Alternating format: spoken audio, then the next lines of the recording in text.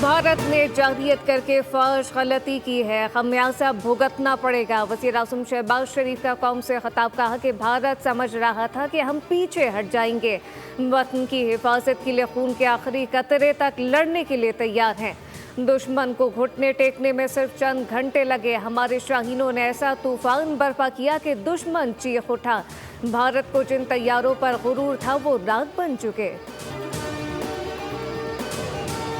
मासूम पाकिस्तानियों के खून का हिसाब लिया जाएगा। जिन मासूम बच्चों ने जिंदगी की बहारें देखनी थी, क्या वो दहशतगर्द हैं जिन्हें भारत ने निशाना बनाया? हमें भारत से इसी तरह की चीज़ों और बर्बरियत की उम्मीद थी। DGISPR की न्यूज़ कॉन्फ्रेंस कहा कि 6 और 7 की शब बच्चों और 31 मासूम शहरियों को शहीद करना भारत की दहशतगर्दी है। इसका हम भरपूर जवाब देंगे। DGISPR ने भारत के brigade headquarter, line of control पर चेक पोस्टें तबाह करने की तस्वीर दिखा दी।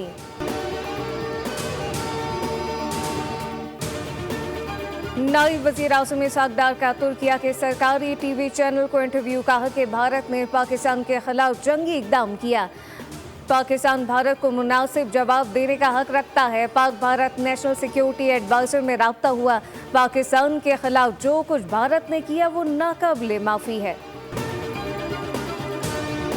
भारतीय रियासत उत्तराखंड में हेलीकॉप्टर गिरकर तबाह हो गया। हादसे में 5 अफराद हलाक और 2 जख्मी।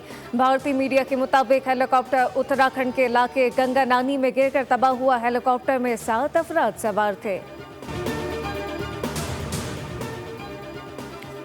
पाकिस्तान एयरपोर्ट अथॉरिटी ने कराची, लाहौर, सियालकोट एयरपोर्ट पर फ्लाइट ऑपरेशन आर्जी तौर पर मुअत्तल कर दिया। कराची, लाहौर और सियालकोट एयरपोर्ट आज दिन 12 बजे तक दस्तयाब नहीं होंगे।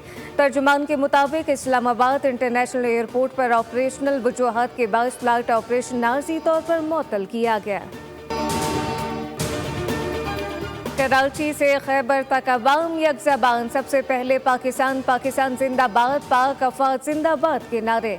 पाकिस्तानी अवाम का पाक फौज के साथ इजहार यकजहती और भारत को दो टोक जवाब।